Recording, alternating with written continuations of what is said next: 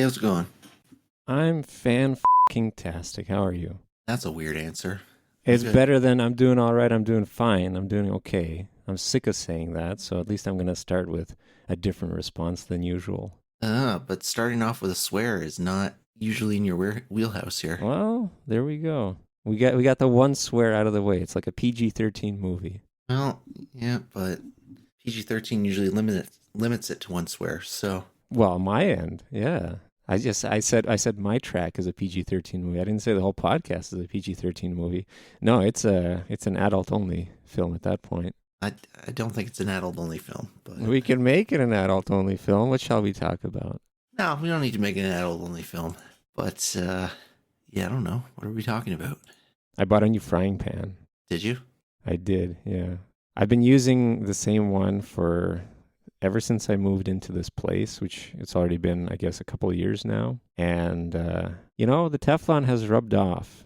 I've had my fill of it, and the frying pan has none left, and the food has started to burn on top of it. I'm all for a bit of burnt stuff on food sometimes, but it's getting to be a bit much. And cleaning it is a pain in the ass because it always sticks, no matter how much butter you put, no matter how much oil you put. So it was about time. I guess you do use your frying pan like Every quite day. often, like every day. Yeah. Probably, well, twice a day, usually, actually. Right. I use it in the morning for my omelet and for the evening salmon, or pretty much salmon nowadays. Right. But the salmon really, like, it started to burn right on top of it, where it's like you had to scrape to get it off, and I hate that because then the salmon doesn't taste good, and then you're left with the smell of salmon for the next day, even if I scrub and wash really well. And that's a horrible thing because it's like, I like salmon, but not enough to have it in the morning like that, where it's wafting into my nose. So yeah, I bought a new frying pan. I talked about this with my parents like 3 months ago that I said, I should buy a new frying pan. And they told me you should buy this type. And it took me 3 months from that point to actually buy one. I don't know what I was waiting for. But now that I'm cooking, like 2 days now, the omelet's been fantastic. It's great. Yeah, I got a new couple, I don't know, it's been a couple months now. A new pot so I could boil water for pasta because my old one, I've had it a very long time, and the handle broke on it. While it was full, while you were carrying it, I hope not. Oh, well, I was dumping it out, but it didn't fully break. It only kind of didn't fully break. But I was like, oh, I'll go get a new one. So I got a new one, and I got a much bigger one, and I vastly underestimated how much bigger it actually was. It's a freaking monster compared to my old one. So does it have two handles, or is it still one? Yeah, no, it's got two handles. The old one had two handles too. It's just Oh, one I of the see. handles Okay, broke. it's not one of the ones where you can hold it with one. Okay. No. And the first night I got it, or the first night I used it, I'm boiling the water, and I filled it, I think maybe to half or something. I knew I didn't need, much water in there. Like I didn't need full or anything like that. If it was full, it would feed a family of feed Africa. So I was like, oh, I'll go half. So I put the water on, and the old one would boil in probably, I don't know, 15 or 20 minutes, I guess. So I put the new one on, filled it to half, turned the stove up, right? And 20 minutes later, it's still not boiling. Give it a little more time, it's a little bit more water. 40 minutes later, it's still not boiling. I was like, Jesus. Hour later, it still wasn't boiling. Oh my God. Hour Was and it a at least half hot? later- Did you check the water? Was it warm? Yeah, it was hot. Okay. Yeah, it was warm. It was getting up. Hour and a half later, still wasn't boiling. And I'm like, what is going on?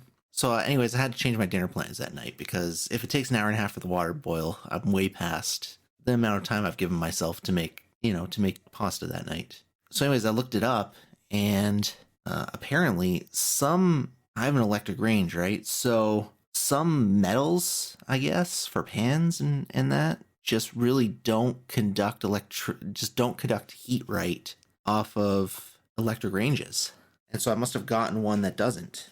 So anyway, so now what I've started to do is, first of all, I did find out that I don't even need half. I need like a fifth of that thing filled for what I need. So that helps. But now what I do is I fill it up with partly hot water, not entirely hot water. You're not supposed to fill it up with hot water. When you cook, I guess, because hot water heaters, they don't get cleaned out. So you can end up with sediment. Like, it's not good water. I guess apparently hot water is not good water to cook with because it's dirty water. But I also figure I don't know if I have a water heater here. I think it's one of those ones that is always, like I can't remember, a tankless water heater that's just always heating. Is it gas powered? Oh, I don't know. I have no idea. I just figure we have a lot of people in this house. I don't imagine that I'm on my own water thing because I don't pay for the water. And you can get hot water for a long time. So I'm guessing I'm on a tankless water heater so that the house keeps the water. So it's probably cleaner than tanked water heater. So I do some hot water. But the other thing you got to do, you got to keep the lid on. Boils faster if the lid is on. Also, what I do is I boil water in the kettle and pour it in. Oh, wow. Okay. So You're just doubly using the electricity. I just get it to right to that point so that when it's on the stove, it can finally boil. I have to do everything other than use the. I think you're doing more work than the pot at this point. The pot's I really am. The king. I really am. So I fill it a little bit with hot water, put it on the stove, fill up my kettle, pour one thing into the. I pour two things of boiling kettle water into the thing, and then wait. So you do the kettle thing twice? I do it twice. Wow. Yeah. Okay. I do it twice. That's crazy. I don't know if I have to. Why do don't it you twice, just make the pasta in your kettle twice. at this point? Yeah, I know, right? But I finally got it down to a reasonable time. I just have to do about 6 times the amount of work that I had to do before. So, but at least the handles aren't broken. That's right. The handles are good though. So that's crazy then. So because I know, like, for induction stovetops, for example, there's a certain type of pan and pot that you have to use. But I didn't know that just a regular electric range also had issues with certain metals. Yeah, I didn't know that. I had no idea that was even a thing. Do you know what metal it is? I don't know. It just looks like steel. It just looks like it's a big silver. Uh-huh. Well, they all do, mostly. Oh, so I don't know what it is. I just grabbed one. I had no idea that was even a thing. I avoided, sometimes they make the pots or whatever out of not glass, but ceramic. Ceramic. Yeah, that's my frying pan. I got a ceramic one. But I was like, I don't know, this seems kind of shifty. I'm like, I'm not going to buy this one. But I don't know, maybe I should have bought this one. Well, they're very good for non-stick purposes because they combine I don't know how they work, but they're really good for non-stick. All right. But I didn't buy that one. I was like, the metal one is probably going to be the best, I would think. I was like, metal, that gets hot. But I don't know, I guess it doesn't really do the job. The funny thing is about my frying pan is the actual, the pan itself is ceramic, but the handle is stainless steel, and the handle doesn't get hot. The handle doesn't get hot? It doesn't get hot. It's fascinating. Well, it's not. How it works. Well, that's good. Yeah. So maybe stainless steel doesn't conduct heat. I mean, I'm sure it does, but maybe not in the way that you expect. Maybe it cools down really quickly. Yeah. Well, everything will conduct heat from fire, right? It's just the other mediums of heat conduction that I guess only certain things have problems with. So I don't know. It's weird. Maybe your water is weird. It doesn't like it's not conducted by, the heat doesn't get through to it from stainless steel. It's like, I don't want your heat. Back away. I want the kettle's heat. Yeah, there you go. That's right. Yeah. And it gets the kettle's heat. So that's how I got to do it when I cook. It's kind of, you got to try to automate that. You got to set up a little contraption. Rube Goldberg machine to get your water heated up for pasta. That's right. That's a TikTok, I would say. That's a TikTok in the making, the way you make pasta. That'd be amazing to watch. I don't think so, but you have so many comments of people saying, why don't you just get another pod, dude? That was my first thought. I was like, and then the other comments would be 6'7", 6'7". That was my first thought. I was like, I gotta take this stupid thing back and go figure it out. But I was like, no, I'm gonna power through it and figure out how I can make this work. So we got there. It being bigger is nice though, because the other one I had was very small. And I always had issues with it overflowing, and so now I don't have those issues, which is nice. That was my other thing. I was trying to keep the pot from overflowing. I think I tried everything. I guess I shouldn't say everything. I know the 2 main things I used to try were, people would say put a wooden spoon over it. And I guess that keeps it from bubbling up. The other thing people said was put oil in it, put a little bit of vegetable oil into it. Keeps the starch from reacting with the water, I guess. Both those help a little bit, but not for how small my that pot was. So it always overflowed. And I pretty much had to keep it at it. I couldn't put less water in it because then I wouldn't be able to fit my desired amount of pasta in there. So that's the nice thing about the bigger one is that because I only fill it to about 1/5 of the pot, it doesn't overflow anymore. Although I will say it bubbles. It still bubbles like. So I put the pasta in. I'll put the lid on, and if I go to check in like 3 or 4 minutes, it'll still bubble. I'll pull the lid off. The bubbles are still all the way up to the top of the thing, but then you take the heat off or take the lid off, and I guess the heat goes down like so much that it all just immediately goes back in. It all just falls back in on itself. Yeah, it's fascinating watching it. It is. I'm just baffled at how much bigger this pot is, given that you say you only need a fifth, but you needed that other one to be like really filled up. It's a big pot. 5 times the size or something? But the thing is I wasn't even like, it probably is 5 times the size. I didn't even buy like the biggest pot there. I was like, this one seems okay. It seems bigger. You're looking it up. You're dragging it behind. You're like, I'm terrible big at, enough. I'm terrible at judging. I'm terrible at judging things if I just can't see them. I'm like, this is bigger than the pot I have at home. I don't think it's much bigger. Maybe like 2/3 bigger. But it wasn't. It was a lot more than 2/3 bigger. So you compared them after, right? Like you put them side by side and saw like, yep, it's a bit bigger. I should actually, what I should do is, because I still have the old one, because how the hell do you even get rid of something like that? Well, it's garbage. Well, you can't just throw it in a garbage bag, though. I don't think the town will take it. I think I got to take it down to the... If you throw it in a garbage bag, they won't know. Well, yeah, that's true. They think it's some disembodied head or something. I don't know if they'll think that. But what I should do, because I still have it, is I should see how many of the small pots fit into the big pot. Just fill the small pots of water and dump it into the big pot. That's amazing. That's a great science experiment. See how much bigger it is, because I didn't think it was that much. Like I said, I didn't even pick the biggest one. It's not even like I went to the store and I was like, I'll pick the biggest monster I can get, even though I know I'll never use it. No, I got one that was like 2 sizes down from the biggest one they had, and it was still way, way, way bigger. Like, it's way bigger.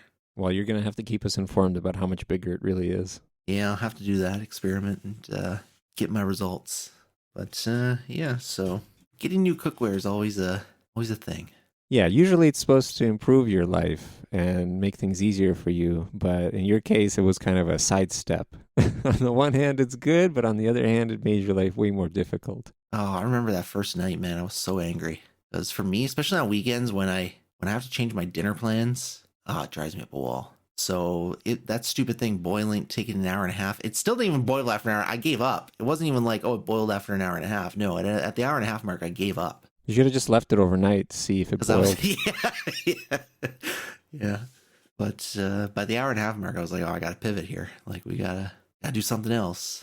And you weren't watching it, right? Because that's like the saying. That's right. Watched pot doesn't boil. No, can't say I was watching it, especially not for an hour and a half. That was the first night was the thing. But now I know. Learn a little bit every day. With an electric range, you got to be careful. Yeah, well, you got to know what metal it is so that you inform the listeners and yourself for next time. I don't think I'm going to find that out, so I'm not quite sure. It doesn't say anywhere? Not on the pot. It usually very rarely does. Probably said on the packaging. Oh, you threw it out? Yeah.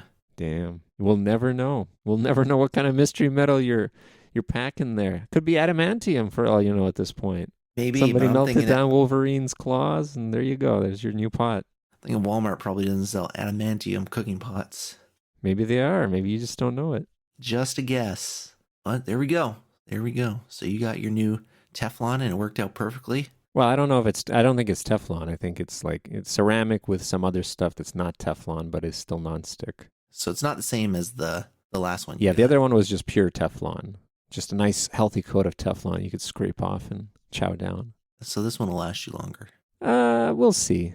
The way I cook with things, they probably won't last any longer, but it's You cook nice. eggs and salmon. It's not even like... Wow, those are the usual days. What if there's days where I cook like pieces of steel wool? Rocks? Yeah. Yeah.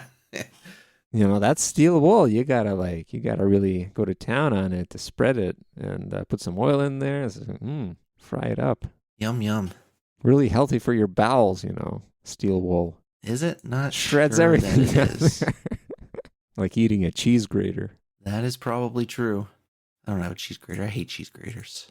Oh, yeah. Those grate you more than they grate the cheese, I think, half the time.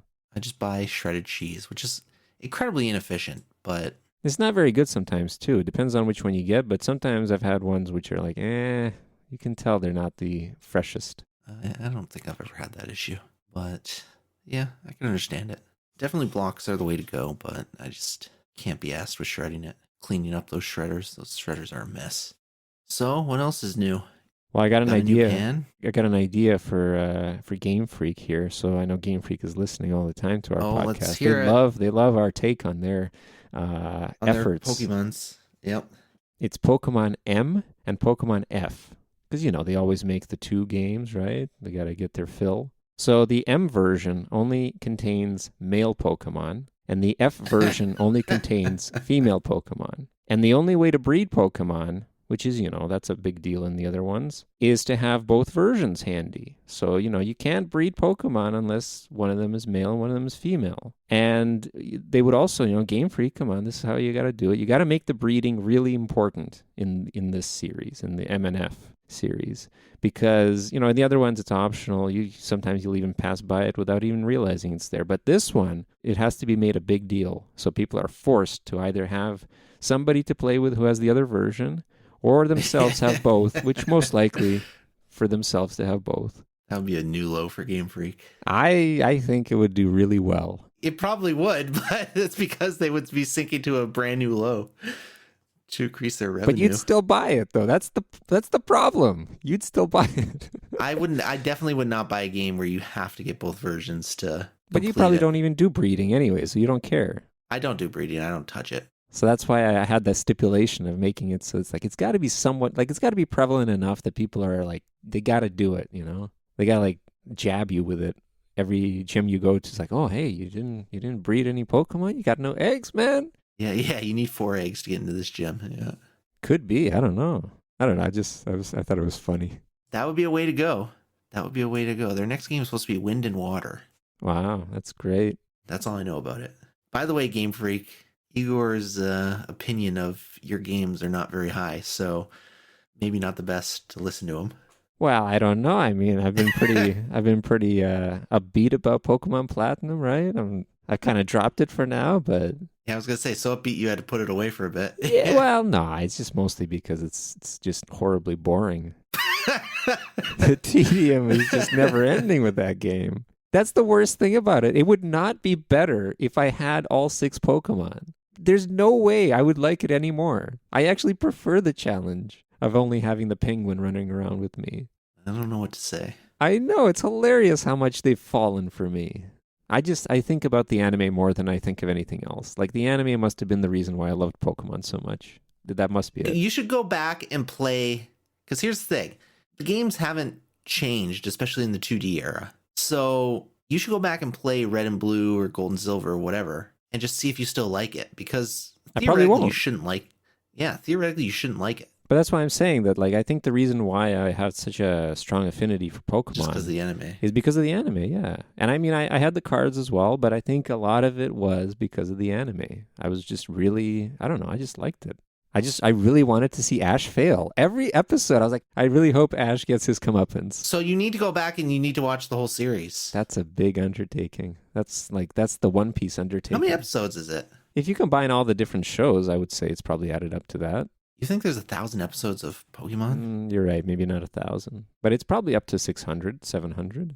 I do remember watching up to at least 200 probably. I watched until Ash changes his clothing. So on my TV, one of the features of my TV is it has these like random channels that just like not normal TV channels. They're just like more like, I don't know, Tubi channels or Plex channels or something like that. Pirate TV channels. Where they just kind of play like one series on each channel. Wow. Okay. In perpetuity. So I put on, they have a Pokemon channel. So I put the Pokemon channel on. So they just play the anime.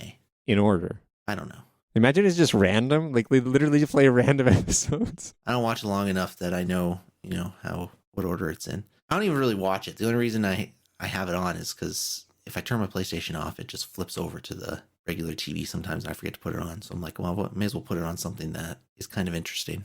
So I don't watch them. I don't watch a full episode. I'll just catch like a quick 2-minute bit of it. And so the Sun and Moon ones, like around 20, they changed the animation style and Ash looks so messed up. Well, he's old now. He just looks so messed up. It's all the plastic surgery. I don't understand why they changed the animation style. It's such a poor animation style.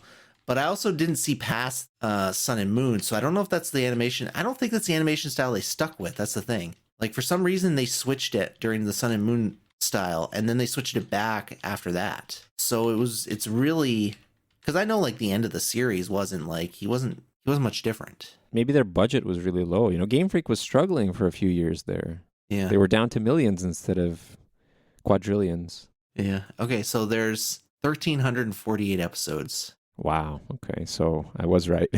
But that also includes about 120 episodes post Ash Ketchum.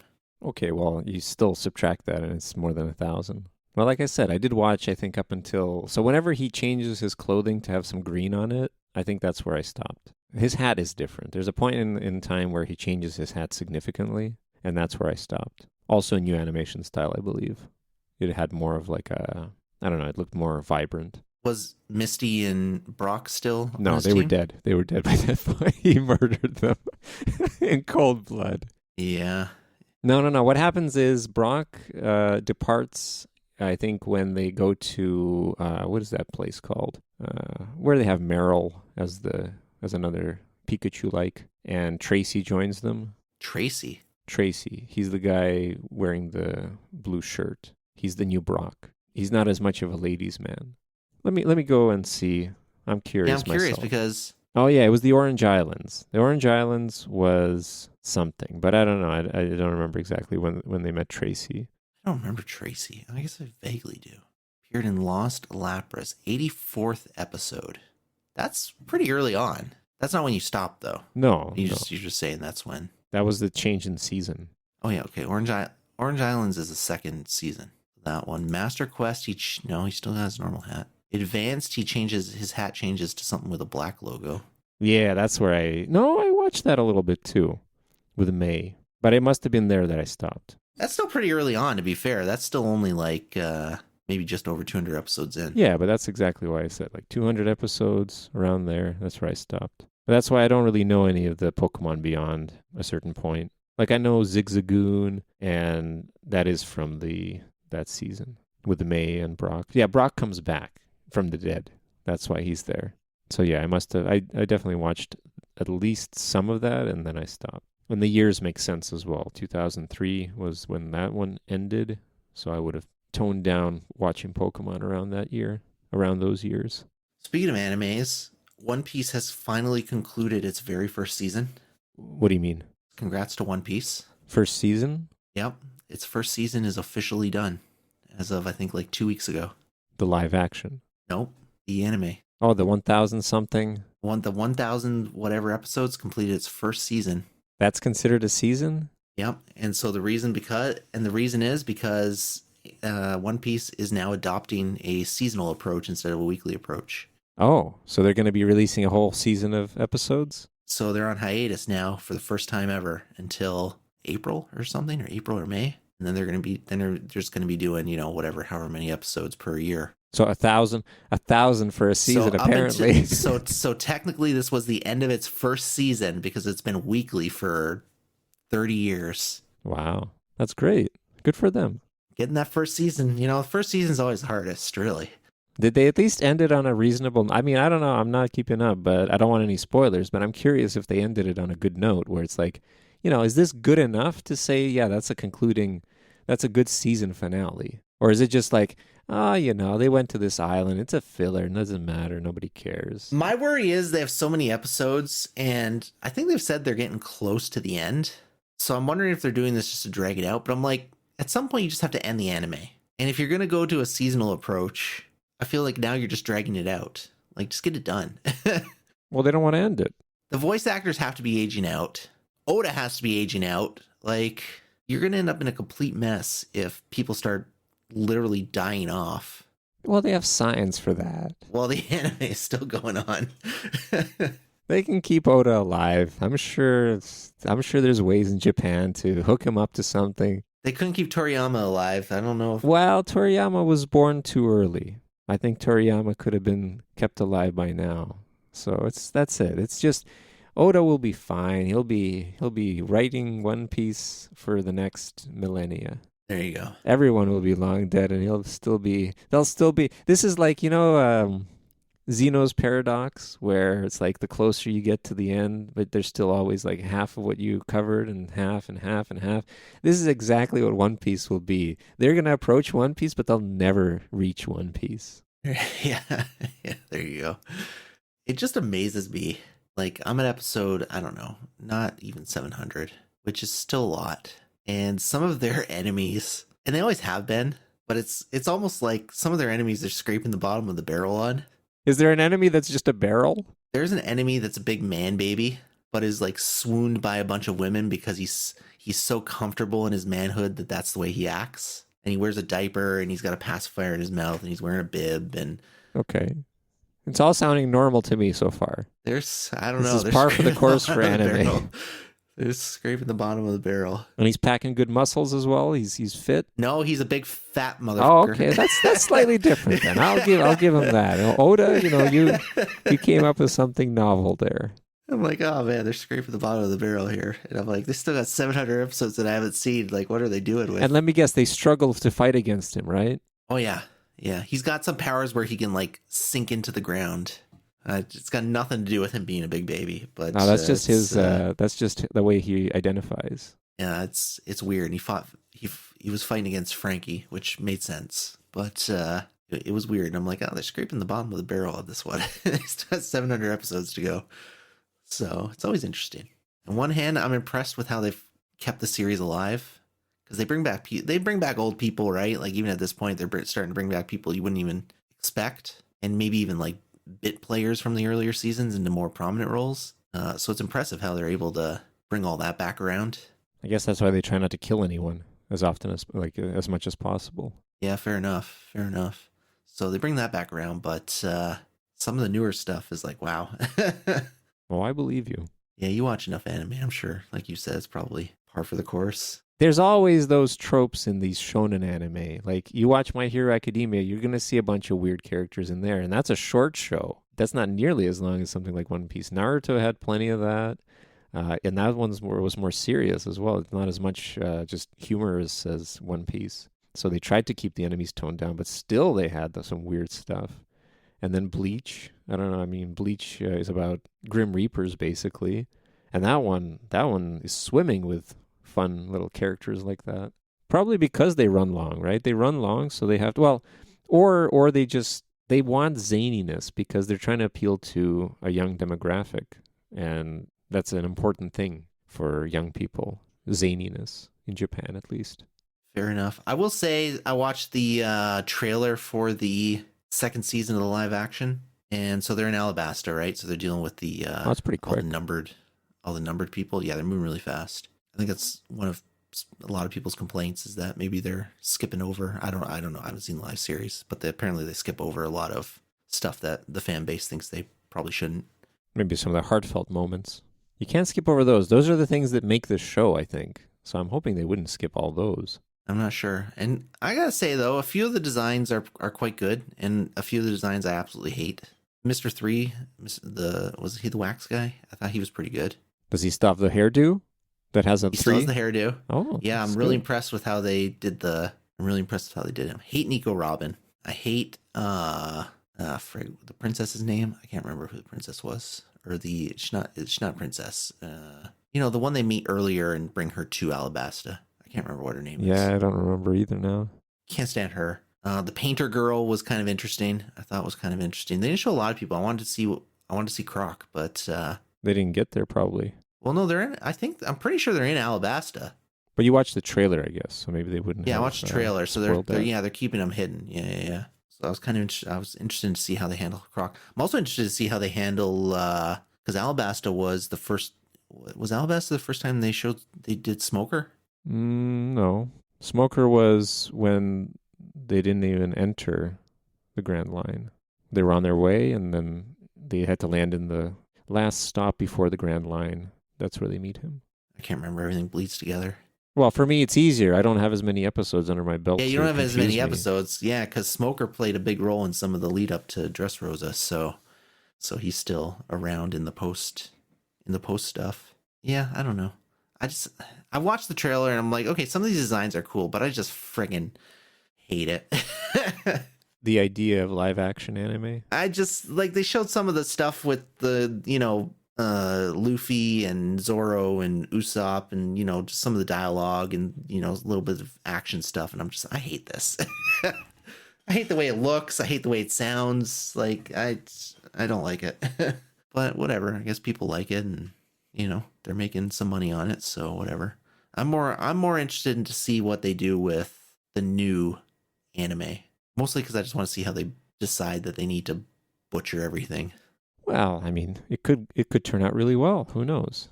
It could. Could be the greatest thing since sliced bread. Netflix needs their next sliced bread thing now that Stranger Things is done. Oh, that's right. Yeah. They'll figure something out. Netflix is resilient. Yeah, well, they got Warner Brothers now, or they will soon, so they'll do some superhero stuff. Maybe they can do the DC universe right. I doubt it, but maybe. I think people are on the superhero burnout. I think they missed the boat by 15 years. What if they made Batman a woman? How do you think that would go over? Oh, that would... No. No. No. The Joker. They'd make the Joker a woman. No. There we go. That's how they solve the problem. Batman, it's got man in there, so it's probably got to be a man. They would do it. The worst part is I know they would do it too. Like a black woman. Joker would be a black woman who's been oppressed by society. And that's exactly why she's rising up and being the way she is. You'd love that, right?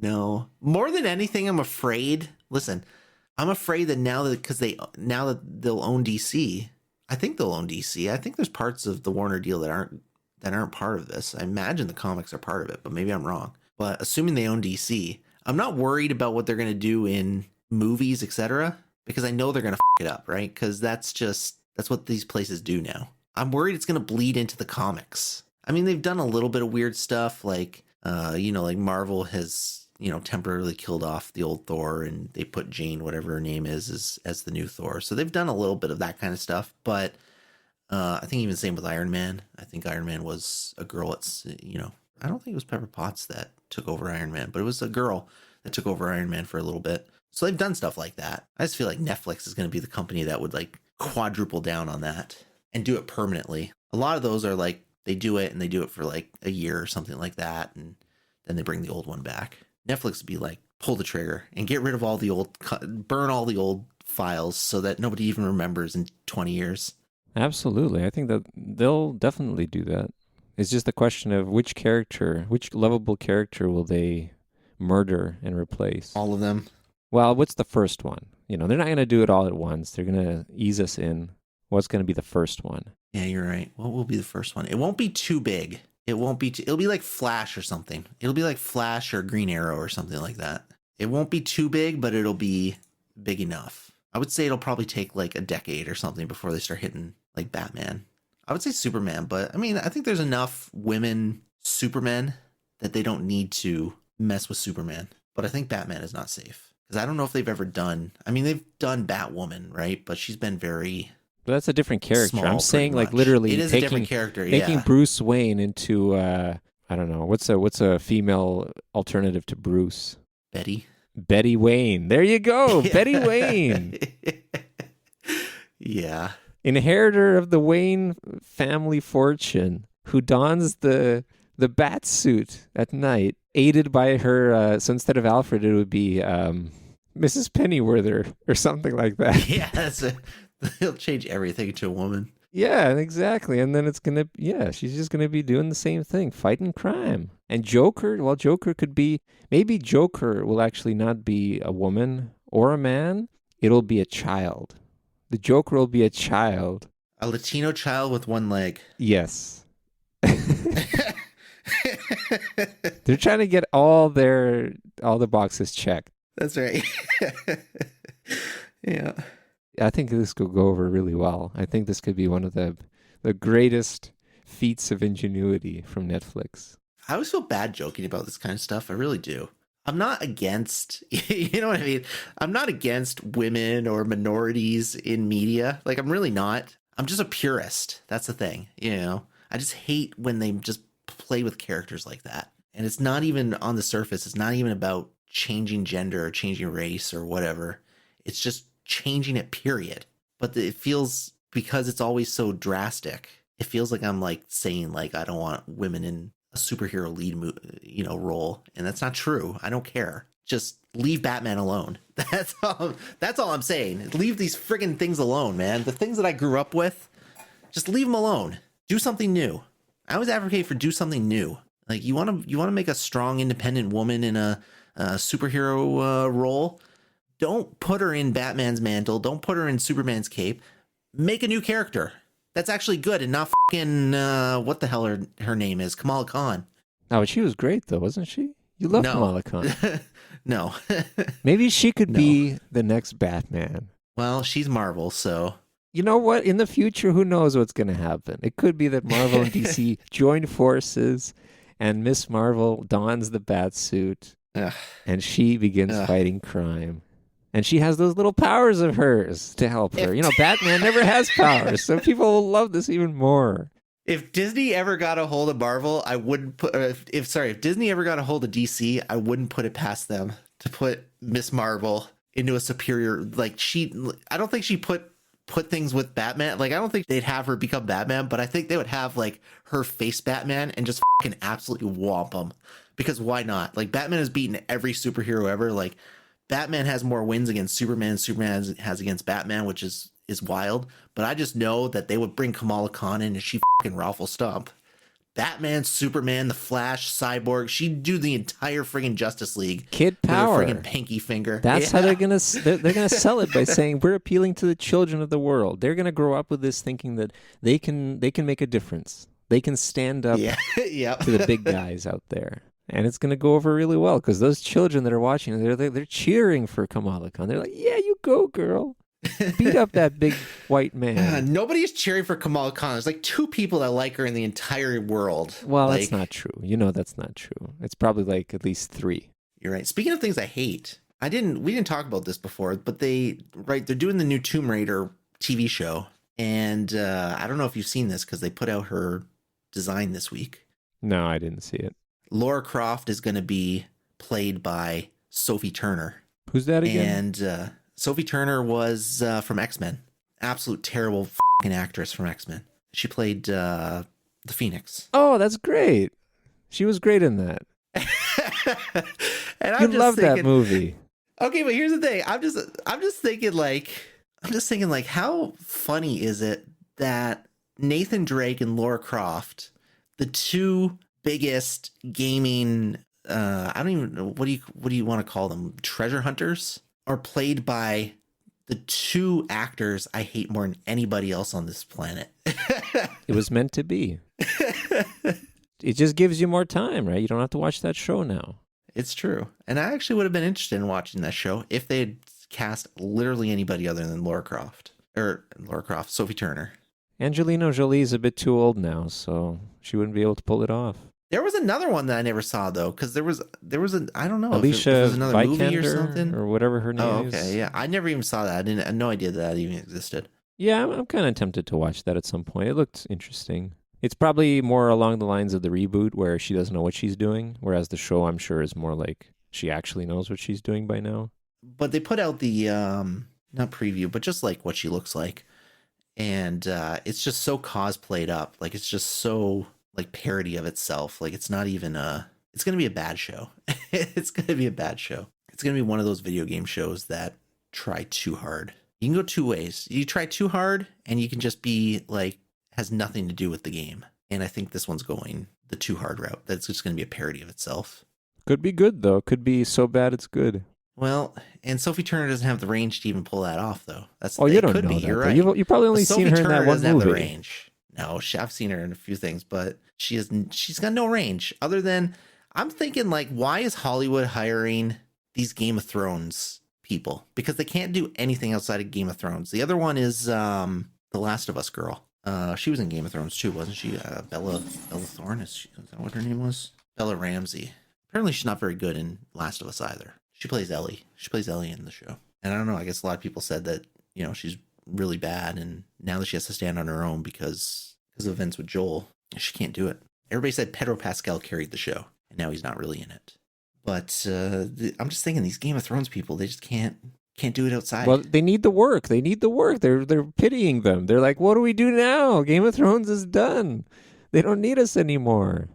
Give us a job. Yeah, the hundreds of millions of dollars we made in Game of Thrones over 8 They years. pissed it all away. Yeah. Horse betting, drugs. Those are the only two things that come to mind. That's right. Horse betting and drugs. That's the only way you can lose your money. First two things that come to my mind. Who would you hire? Who would you want to be the next Lara Croft? Who would I hire as Lara Croft? You keep saying Laura. It's Lara. That's the joke Whatever. from Conan. Oh. Oh, shit. Who would be a good Lara Croft? Literally anybody would be better than Sophie Turner. Well, just give me a name. Tom Holland? We could put Tom Holland in there. No, he's not good. okay. He can Tom play Holland, a woman. Tom Holland is the... He's got range. No. No. Imagine he played No. Nathan Drake and Lara Croft. No. I would absolutely watch that. I don't care how bad it is. I would watch it just to see it. I don't know who I would put in there. I don't know enough about actresses to be like, oh, I put this person in there. So you know which ones you hate, but you don't know which ones you really like. I don't have favorites. I just have least favorites. What about Rita McEntire? F***ing do it. Yeah, she could be the next Lara Croft. There we go. I don't care who they put it in Lara Croft. Like, anybody other than Sophie Turner. I would have been fine with it. They could have put, I don't know if you know who she is, but they could have put Gabby Sidibe. They could put and I'm not making fun of her. They could put her in the role, and I would have been like, yeah, I'm fine with it. Knowing that Sophie Turner was the other choice, I'd be like, yeah, I'm okay. I'm fine with this. This is one of those diversity hires, but I'm good with it. I'm sure she could pull it off, yeah. Unironically, I would be more fine with it than Sophie Turner. Also, she's good. I do like her. I've seen this girl in a few things, and I think she's good. Oh, she played Precious from the movie Precious. Yeah. Okay. Yeah. I didn't watch that movie, but apparently it was well done. That's not where I know her from, but... Well, I'm just giving people an example, I guess, of I thought it was a popular movie when it was released. Yeah, you're probably right. Whereas the other ones, I don't really know. Yeah, I've seen her in a few, she's American Horror Story is pretty much the main place where I know her, but also other stuff. See how diverse you are? You're really backing yourself up. Yeah, no more of this, absolutely. like, oh, I don't want women in the workplace, blah, blah, blah. Give her Lara Croft, dude. So, anyways, I found that ironic. That's, or funny. I don't know if Kind of sad if you think about it. that my two least favorite actors are in the same sphere now. Or they're probably going to have a crossover at some point. Yeah, do a crossover. It'll be the worst television event in history. Two of your least favorite actors in one movie or one TV show? Come on. That's going to be... I'm sure I'm going to watch that and review it. That'll be... as soon as that comes out, I would watch that and It'll be review the it. worst TV event in human history. I'd have to throw my TV out the window just as a form of protest, I think. Can your TV even fit through the window? No, but I'd find a way. I'll cut a hole in the wall and throw my TV out through that. That's how strongly I feel about a potential crossover between Tom Holland and Sophie Turner. I hope they're listening. I hope they're listening to this podcast. I'm sure they I are. personally have nothing I'm sure against they you, are. Sophie Turner or Tom Holland. I think you're both great, and you'll do well in your lives. Yeah, you're right about that. They have. You don't even have to wish them that. They have. Well, it could always be better, you know? Yeah. They could have $100 million more, I suppose. But there you go. Anyways, let's talk about Eyes of Tammy Faye. That's right. So The Eyes of Tammy Faye from 2021. This is not the 2000 documentary. This is the adaptation of the documentary. But yeah, I don't know. This is a good movie.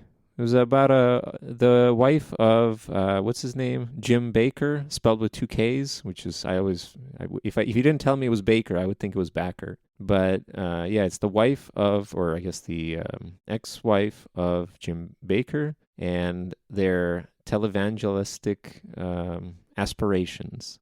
I thought it was a really good movie. Yeah. Yeah. I thought it was, first of all, visually, it was very colorful, very bright. I just noticed that I really like movies that are shot mostly in the daytime because often you'll see like action movies, they have a lot of dark scenes and it's like, what's there? Like, okay, sometimes the action is good, but for the most part, you're not even seeing it. Or horror movies, they have this, but it's necessary, I guess, most of the time. But these colorful movies, they really pop. So I really noticed that with this one. It's like, wow, it's vibrant. It looks really good. And the setting as well, I guess, it's the 60s, 70s. It always has that different feel to it. And it got me to really, I don't know, I never really thought of televangelists before. And it was nice to kind of look inside and see like, okay, well, at least from her point of view, I don't know. She had a pretty sad life, I would say. I can't really blame her too much for anything.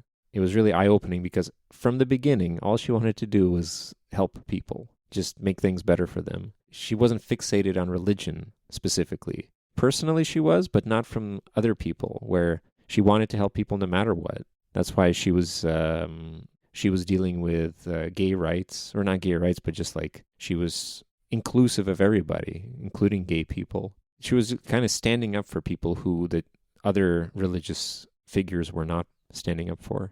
Yeah, and I mean, yeah, in real life, that's how she was. And she was one of the biggest proponents to celebrities, especially, and that's really what they were. I mean, they were huge. Tammy Faye and Jim Bakker were huge in America in the 70s and 80s. And I looked it up. Their amusement park was the third biggest at the time, the third biggest amusement park in America behind Disneyland and Disney World. Their influence was absolutely massive. And, they were friends with Ronald Reagan, and, he did advocate for them and all that. As a matter of fact, that friendship and that is what kept Jim Bakker out of prison earlier than he ended up going to prison for.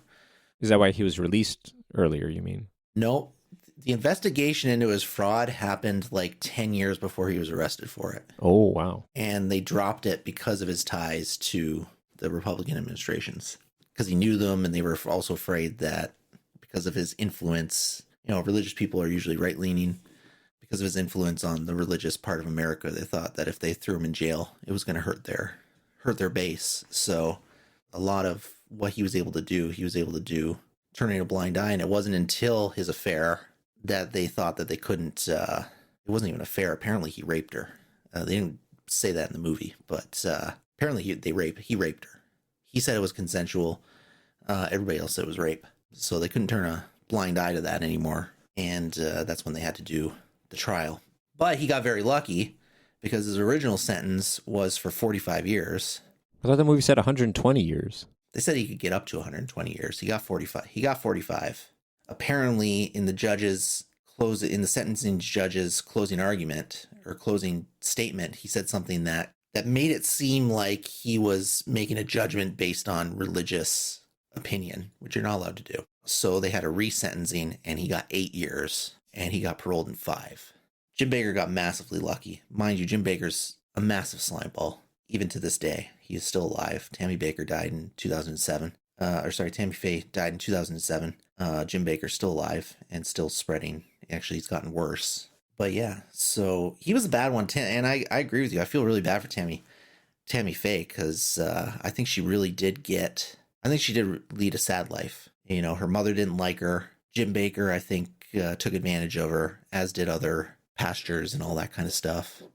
So she loved religion so much and God so much, and I think it used her as much as it could, and then pretty much threw her out on the street. And then she had a horrible, which they didn't touch on in the documentary, she had a horrible 11-year fight with colon cancer and lung cancer that eventually killed her in 2007. And just, she had a very sad life, unfortunately. She seemed like and it's made all the more sad because she seemed like a genuinely good person. I think she got caught up in the lifestyle and maybe the bad sides of televangelists a little bit, but certainly not as much as a lot of these other people. I'm not even entirely sure how much she was involved in the fraud stuff, and I don't think she knew anything, honestly. Yeah, I think she went along for the ride, and like I said, was used by Jim Bakker, especially later on. The lifestyle thing is just because she grew up poor, and when somebody's thrust into a world of wealth like that, and they came from a poor family, it's really hard to get your head straight. And then, it's very sad that her mother, she never loved her.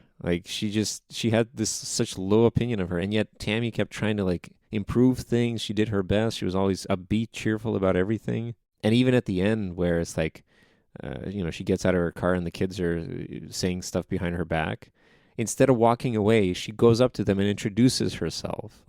That's a strong will right there. So I don't know. If somebody asked me for a strong female character, I would say Tammy Faye is a very strong female character. I was just thinking about it because you were saying how Sony has those strong, independent, bitch female characters. Yeah. She's the complete opposite of that. It's clearly she's a strong character, but she's never acted like a bitch in the movie. And then, going back to her real life influence, the interview with that gay guy with the AIDS, That that was, by was the a way, massive. that was a shot for shot. Like they did it exactly how it went down. So in the movie, it's exactly how it was in real life.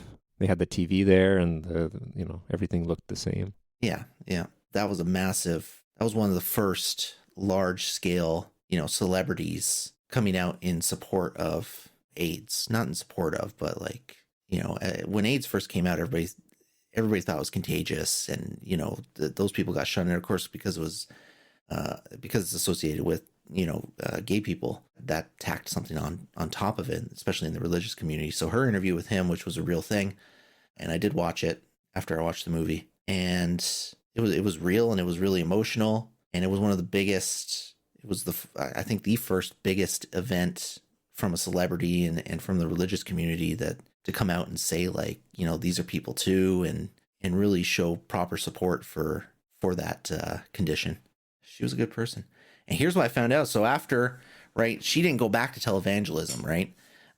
Jim Bakker did, but she didn't after she divorced him in 92. And she got married. They didn't go over this, and I feel like they should have, because they led up to this in the movie. But she married the guy who built the theme park. So in the movie, when he was going over the theme park with Jim Bakker, and she came in and she looked all whatever, and she convinced him to do it. And then, that night they got the fight. That was the guy that she ended up marrying after they divorced, Ron or whatever his name was. So she ended up marrying him, and they led kind of a more basic life after that. But she did TV and stuff. She played, and I like this fact because I'm watching it right now. She played Mimi's mother in the Drew Carey Show. Oh, damn. Okay. Yeah. Yeah. I could see that, yeah. So she didn't stay out of because she had all the makeup, right? So she didn't stay out of the spotlight, really. And she was a prominent guest on, like, Larry King, for example, throughout her life. And her last interview was with Larry King 2 days before she died. She was good friends with him, and she was often on his show. So she didn't stay out of the spotlight after she died, but she just did, she did smaller stuff. So, well, it looked like she was the type of person that wanted to be on camera. She liked the spotlight, but for good reasons. It's to she did reach as many people as she could. She did. But I thought it was a very good movie. I thought the actress did a very good job playing her. I think they prettied her up a little more than. Well, apparently it was like 4 hours of prosthetic makeup every time they had to film. Really? Yeah, that's what the Wikipedia page said for this movie. That's crazy, though. So she did a good job. The what's her name? Hold on, let me just get it. Jessica Chastain. Yeah, Jessica Chastain. So yeah, she put up 4 to 7 hours of makeup, like prosthetics and stuff. Because they did a good job aging them as over the years. It was not like there's no CGI there. They were just putting makeup on, different varying amounts of makeup for different periods of time. But overall, very good movie. Really enjoyed it. More than I thought I would. I got some comparisons here from Slate.com. The permanent makeup is a true thing, so I guess we touched on that briefly. But yes, so she had permanent makeup made. I don't know how that works. I've never heard of that before, but there we go. I guess tattoo. Yeah. Yeah, in a 2003 interview, Messner, who was the new husband, who was her new husband, confirmed that she had permanent makeup applied. I tattooed around my eyes because I lined them anyway, she said. I tattooed my eyebrows on because they were gone from pulling them out so much when I was a little girl. The only thing I wish I wouldn't have done was the lining of my lips. It felt like fire. I thought, man, I don't want to go to hell after that.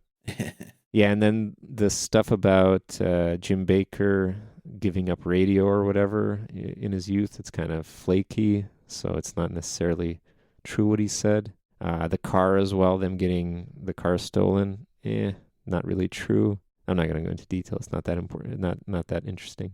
So another thing about the permanent makeup, which I found funny, when it was suggested that Tammy remove her makeup just for a minute as part of a makeover segment, she refused, declaring with unexpected self-insight, a clown never takes off his makeup. Okay. Which I just found that funny because she acknowledges certain aspects of herself that people seem to see in her sometimes, but she owns them. Well, I don't think she meant it like a clown, though. I think she meant it as a a performer. Like it was part of her persona.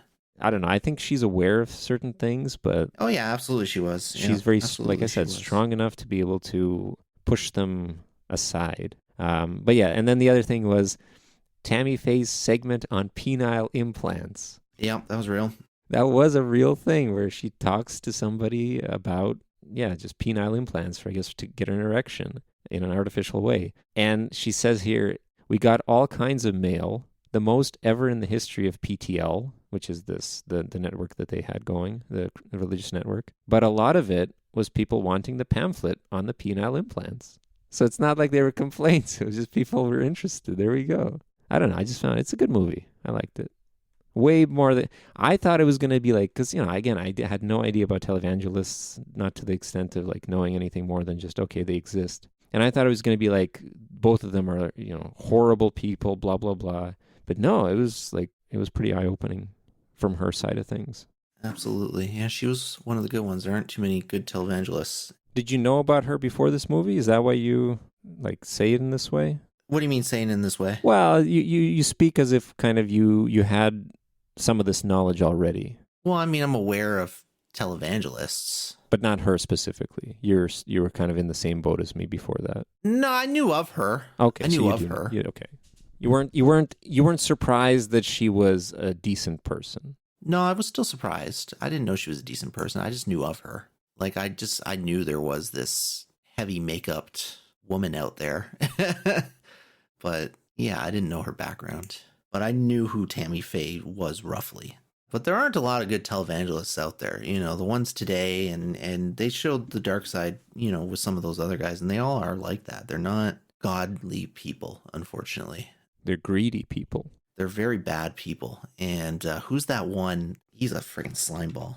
Kenneth Copeland. Horrible, horrible guy. Has a massive, massive mega church out in, I can't remember where it is, LA or something like that. And it's literally the size of their Los Angeles stadium or whatever. They asked him to open it up, I think, during some wildfires, and they asked him to open it up during COVID as kind of safe houses and to kind of get people away. And, despite being a man of God, that guy refused up and down to do it. I think most of the world is disillusioned to religious people nowadays, so this isn't a big surprise. But, I mean, he's just not a charitable person. They have more money than God, and they flaunt it, and they don't help anybody with it, and that's how they are. And that's how they are. Tammy Faye was a light in all of that. It was a good movie to bring that to light. Anyways, King of the Hill? Well, Marcel the Shell with Shoes On is still up there, but yeah, this one is a strong contender. It's probably, I would say, well, it's better than the Christmas movies, so yeah, it's up there with Pump Up the Volume and Marcel the Shell with Shoes On. Fair enough. Yeah, I agree. It's not my top, but very strong showing. Very strong showing. Really liked it. Liked it more than I thought I would. All right, next movie. Here we go. It's my turn, and I am choosing The Belko Experiment. How do you spell it? 2017 Belko. 2017 American action horror, written by James Gunn. So that's actually interesting. So I actually have high hopes for that. I really like James Gunn's work. And who's the star? John Gallagher Jr., Tony Goldwyn. Okay, these are people I know, so that's good. I always like when I actually know people. John McGinley. Follows 80 foreigners working abroad for a company named Belko, locked inside a building. If the employees do not start killing each other, they will be killed themselves. The tagline is Office Space meets Battle Royale. Okay. You know what? I like movies like this. I like movies where people kind of get thrown into, tight situations and they got to figure that out. I like closed room horrors, which is weird. I think a lot of people don't, but I like closed room horrors. And then horrors where they kind of pit people against each other. So I think I will like this movie. Oh yeah. What's the general consensus on it though? 55%. 5.6 out of 10. So middle of the road. You know what though? That's a good rating for a horror movie. Fair enough. We'll see how it goes. What's our word of Fortnite?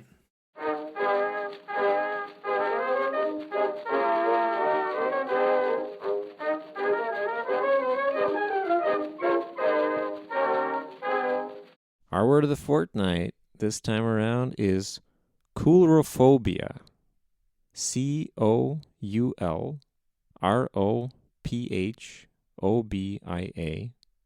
It's a noun, and I'm going to have you guess what phobia this is referring to. Fear of coolers. No. You want to give it another try? How do you spell it again? COU. LRO. Fear of bright colors. Nope. One more guess. Uh, It starts with a C, so you're on the right track. Fear of cold weather. No. So it's the abnormal fear of clowns. Ah. And the reason I picked it is because it's uttered... I think I would have went to clowns. Okay, Yeah. fair enough. It's uttered by a clown NPC in Pokemon Platinum. Oh, all right. They seem to have quite a few of those. So one of them ends up saying it. They have a few clown NPCs. It's the NPC that I used, if you remember the Pokemon battles we had. It's the skin that I used. Oh, okay. All right. Yeah, that's interesting. I feel like I would have known the word for clown. I'm surprised I didn't, for fear of clowns. But, yeah, that's interesting. Well, there we go. Coulrophobia. Thank you, Pokemon. See, something good came out of Pokemon. That's right. Knowledge. Knowledge. The best thing you can get. Best thing you can get. Let's judge some Pokemon cries. Do do do do do do do do do do do do do do do do. All right, here we go. We are judging Pokemon Cries, a legendary Pokemon. We are revealing the Pokemon behind last season's Tournament of Things where we judged Pokemon Cries. We only got a few left. We don't have that many left. We got 22 left. So yeah, let's get to it. We were on round 37. It was between 25 and 40. 25 beat out 40. We already heard 40, but 25 is new. Let's hear what it is. Oh, this is the baby. That's why it won. Yeah, and it kind of is a baby because it's Cub Fu. Cub Fu. Wow. It's like Kung Fu. Is it a fighting type? It is a fighting type. Oh, yeah. It looks like fighting type, legendary Pokemon. It doesn't look like it would make that sound, though. It looks more kind of rough. You're right. And it's one of the few legendaries that evolve. Oh, yay. I love those. It evolves into Urshifu, which can be fighting in dark or fighting in water. And where did it... and it just looks like a tiny little bear with a bandana on its head, but it's not really a bandana. I think it's just its coloring. Looks like it's from Sword and Shield, and you can only get it in the expansion pack. Never seen, never heard. Oh, it's also in the DLC for Scarlet and Violet. So yeah, that was Cub Fu. But it's a good sound effect. You gotta admit, they did it right. If you asked them, they would probably lie, but I'm sure that they used a real baby to make that sound effect. I don't know, maybe. All right, we'll do 38 here. Oh, I will also say I finally found out about Zapdos. Okay, yes, let's hear it. And indeed, his cry is the original. Wow, nice. 8-bit. They did not update his cry. It sounds very out of place in a 3D game, in an updated 3D game against other Pokemon. When I was playing Pokemon Platinum, I was hearing a difference between Pokemon that I'm aware of. I knew it was a Pokemon that I know when the sound effect was poor. Yeah. And then the other one's like, oh yeah, this one. Oh, I haven't seen this Pokemon. Oh, look at that nice sound effect. And then we get to like, oh, it's a Ponyta. Oh yeah, okay. Yep, it's old. Yeah, so it's very jarring. It's not as jarring to hear in Emerald, though, but in the new 3D games, it's a very jarring sound to hear. Such a low quality. Yeah, because cry. the actual audio quality is better on those games. Because this is still a handheld, so, there's still limitations. Yeah. But yeah, I bet in those it's awful on the Switch. So I used a Master Ball and Zapdos to catch him finally. Then I shut the game off because I beat the game. So there you go. That was it. I had to beat the DLC to get him. Yeah, but I got him, and then that was it. That was the end of my Pokemon journey until the new games come out. All for science. All for science, that's right. All right, in 38, 9 went up against 73, 9 won, and this is 9. And that belongs to Reggie Drago. So the other one was Registeel, right? That's why we already saw the other one, right? Well, we saw other Reggies. Are you talking about that's who you went up against? Who were the two contenders in this round, in this match? Reggie Drago, and the other one was that one, which we've already seen, was Suicune. Oh, sorry. Okay, I was looking at 38, the number, but you said it was a match 38, I guess. This is matchup 38, yeah, between 9 and 73.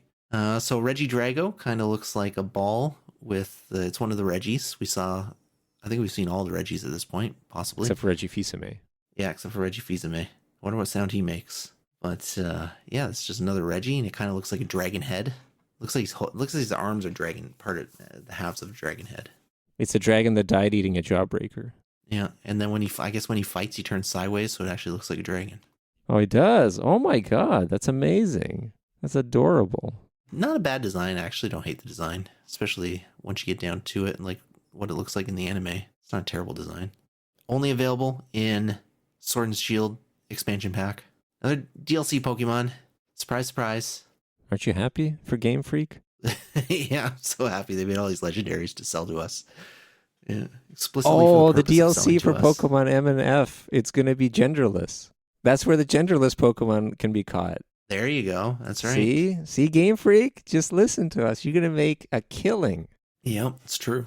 Anyways, on to 39. We'll just do a couple more here we gotta catch up a wee bit. 39 was between 24 and 88. We actually already heard the loser in this one. Oh, no, that's not true. No, that's the new one.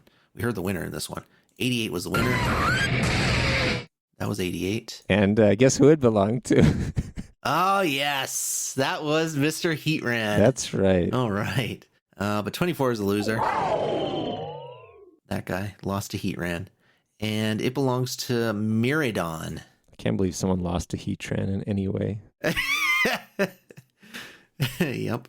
But Miraidon. And Miraidon is, we've already seen his counterpart. Miraidon is the title Pokemon, one of the title Pokemons of Scarlet and Violet. It is the title Pokemon of Violet. And it looks kind of like a futuristic dragon, and it turns into a motorcycle. Oh, this one also turns into a motorcycle. Yes, because it's the other. They both do. It's the other half of, yeah. They couldn't give a different mode of transportation for the other one. Nope, it's a motorcycle. Motorcycle all the way. I guess it's as close to a bicycle as you get, given that they've had bicycles in every single Pokemon game. That's actually true. I don't know how I feel about this design versus Miraidon. I had Scarlet, so I got Miraidon. Corydon. I think I might like this one more than Corydon. This one it looks more flashy. Yeah, this one's flashier. This one's supposed to, because Scarlet and Violet was Is that the past future one? and future respectively.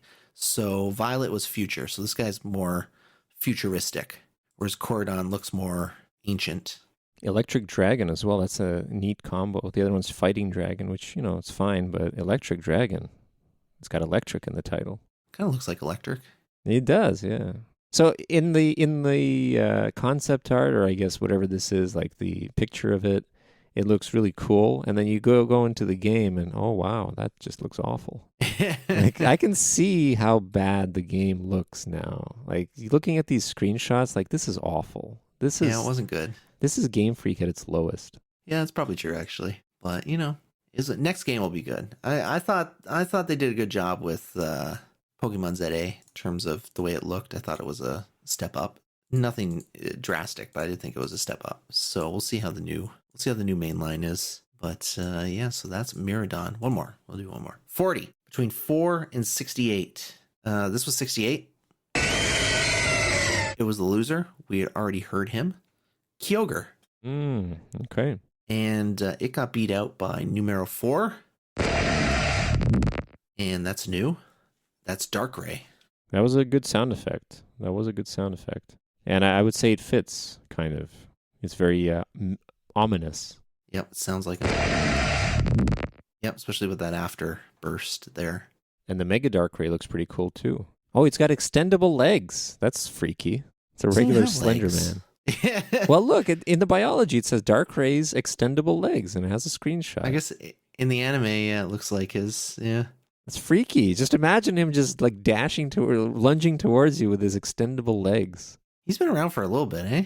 Even in the game, he doesn't have legs.